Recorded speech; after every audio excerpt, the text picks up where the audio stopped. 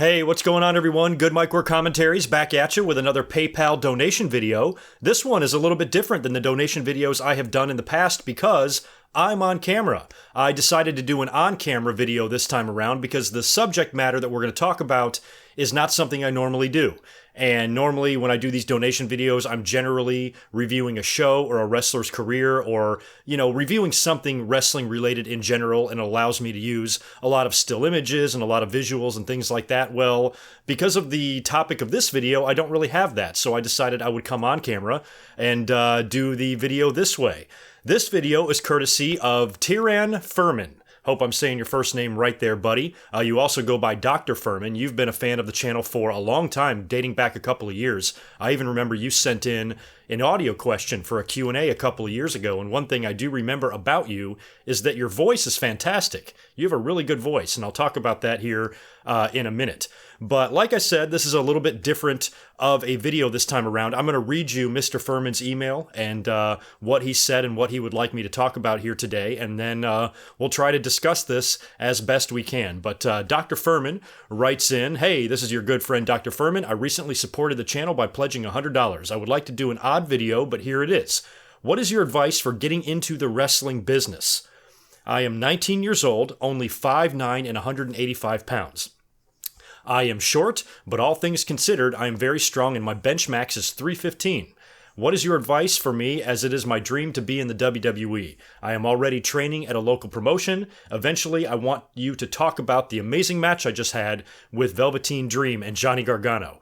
Thanks a lot and keep up doing what you were doing." Well, Mr. Ferman, thank you so much, dude. And before I even start to talk about this, let me just say right up front that I appreciate your donation and I appreciate you wanting my advice on this, but I am in no way an expert on this, and I feel almost uncomfortable trying to give someone advice on something that I really don't know about. I'm a lot older now. How I would have gotten into the wrestling business when I was your age is very different than how I'm sure you're doing it now.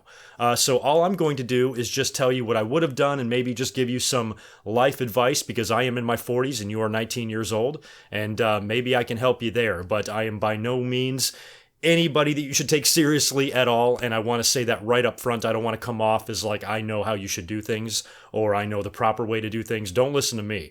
You're a fan of my channel, and I appreciate that very, very much, and thank you for wanting my advice on this. But I don't know how great my advice can really be. I think you're already halfway there with what you've told me in your email. By the way, that's him right behind me, Dr. Ferman. You did send me a couple of screenshots of you, and you've purchased a t-shirt for me before as well, and I found that picture somewhere, and I'll make sure I flash that on the screen as well. So you've been a fantastic supporter and a great fan of the channel, and I appreciate it. I'm a little surprised how young you are. I thought you were a little bit older. Your voice was very deep. Actually, I'll play a quick clip of the audio from the question that you asked me a couple of years ago for the Q&A, just so the audience can hear your voice. Take a quick listen. But I want to get your opinion on the 2000s. What is your favorite year of the 2000s, counting 2000 to 2016? My second question was, so I have a YouTube channel, and I wanted to get your opinions and tips on how to grow that channel. Your channel is awesome. You seem to be doing really well for yourself, so yeah, I was just curious. Okay, we'll stop it right there, just to give the audience an idea of what you sound like. You sound great, and you sound like a man. That's for sure. You got a good look, and I wouldn't worry about your size. If this was 1984, maybe your size would be an issue or something like that, but there's absolutely nothing wrong with being 5'9" and 185 pounds in modern-day wrestling. Nothing wrong with that at all. And you also said that you're already training at a local promotion. I don't know where you live. What local promotion are you training at? Are there any former wrestlers involved there? Is there a head trainer? What's that like? That would be normally my first piece of advice to give someone, is seek out a wrestling school to go to, and it looks like you've already done that. I don't know how good they are, if they've produced talent before, if there's other wrestling schools that might be better that you can go to later on. My advice is don't ever be afraid to move or relocate or reinvent yourself. I did that several times throughout my life, not because of wrestling, but just moving towns, changing things up. I moved all over the place, and now I'm all the way out here on the West Coast after spending 30 years on the East Coast. So, provided that you're not fearless and anything like that, I think you'll do just fine. And you're already training, and you're training at a young age. It's not like you're waiting around. It's not like you're dragging your feet. For a brief time in my life, I did consider going to wrestling school. I actually did make a couple of phone calls, and I wrote a letter. I talked to the Malenkos, who were running a school down in Florida. This would have been maybe 1996-ish, 5-ish, somewhere in there. And I got the letter back with all of the information and how much it was going to cost me. And ultimately, because of where I was in my life and my job and my early restaurant career, I was in a relationship. I had a lot of good things going on in my life at that time, and ultimately just decided not to go. I'm glad that I made that decision, because back then wrestling was a lot different. And had I gotten into wrestling and become a wrestler in the 90s, there's a very good chance I could have wound up like so many others from that time period that just lived fast. They worked hard and they played hard, and some of them played a little bit too hard and paid the ultimate price. I would like to think that I'm stronger than that. I would like to think that I have my head screwed on straighter than that. But when you're surrounded by it, and the friends you make, there's no telling what path you might go down. So because of how bad wrestling was back then, I'm happy that I never pursued this dream that I think all of us as wrestling fans we have. However, nowadays, I fully endorse anybody that wants to go out there and become a professional wrestler. Wrestling is a lot different now, especially as hot as it's gotten with the diversity that you see, with the women becoming more of a focal point of the show, and you have all different shapes and sizes now. Little wrestlers just aren't cruiserweights anymore. Now they're winning world titles. And to be 5'9", I think you're the same height as Jericho, to be honest with you. So my advice is keep working. You've already taken the initiative to go to wrestling school. I have found, and I would assume that if you have any sort of organized sports experience, that would really help, in wrestling. It kind of gives you that, that discipline. It teaches you accountability, things like that, how to work with teammates, camaraderie, and all of that is very important in the wrestling business when you are working with somebody and cooperating with somebody, and you're putting each other's lives in each other's hands. When you're in there with somebody, you're in charge of their body, and you're giving your body to someone else. So it takes an incredible amount of patience, respect, and camaraderie, amongst the locker room, I think, to even make pro wrestling work. And I think organized sports really help, when you're younger. I think that's why you see a lot of football players transition into wrestling, because they've had that discipline, they've had that team mentality, that head coach mentality where they're taught to respect their authority figures and their elders and things like that. And just everything that you're generally taught in any sort of organized sport, whatever it might be, I think really does prepare you and can prepare you for pro wrestling. The only other advice I could think of to give you is to eat right and exercise. You are already in the gym doing great, and you just got to stick with it.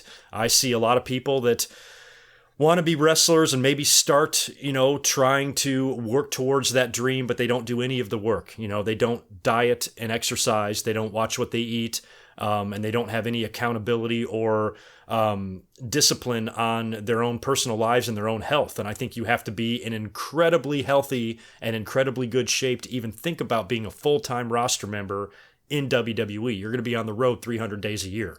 So you have to stay dedicated. You have to get up every single day and, and do your training and do everything. And you can't be lazy, and you have to go full blown balls to the wall ahead. And those are the ones that get ahead. The cream rises to the top. So that would be my advice to you. But buddy, it sounds like you're already doing that. So all I can offer you really is my support and say, keep going, don't give up, and just keep chasing that carrot that's being dangled in front of you. But you also have to know what to expect when you get into wrestling. One of the factors that actually I did think about back when I considered going to wrestling school for that brief time was that you kind of have to give up being a fan. Not all the way. I mean, wrestlers, they still mark out for stuff, and wrestlers can still be fans. Most of them got into wrestling because they were wrestling fans. But once you're in the business, you kind of have to stop being a mark. And being a mark is kind of half the fun of being a wrestling fan. You can't sit at home now and watch WrestleMania. You can't attend the show with your friends. You're now there as an employee, and you might be under a lot of pressure, at something like a WrestleMania, or maybe you're not being used and you're just sitting in catering doing nothing. And you have to prepare yourself for the fact that you could work hard and do everything right you know, work hard, train hard, have the respect of your peers and your trainers and your coaches. And the minute you get to WWE, some idiot member of their management doesn't like the color of your shirt, and next thing you know, you're buried. Or you're just not going to be used, or they're not going to write anything for you, or you're out there with a gimmick like No Way Jose. So you have to be prepared to accept anything if WWE is your ultimate goal. You might have to consider other options first. I love back in the day when wrestlers used to travel the world. One of my favorite wrestlers' careers is Chris Jericho, just because of how he started, how he got into the business, how he traveled internationally and gained all of this experience before going to WCW and going to ECW and then finally WWE.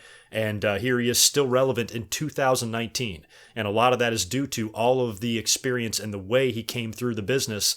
And you don't see that. You know, the territory guys don't really exist anymore, but you have so many independent outfits out there now, and independent wrestling is as strong as it's probably ever been.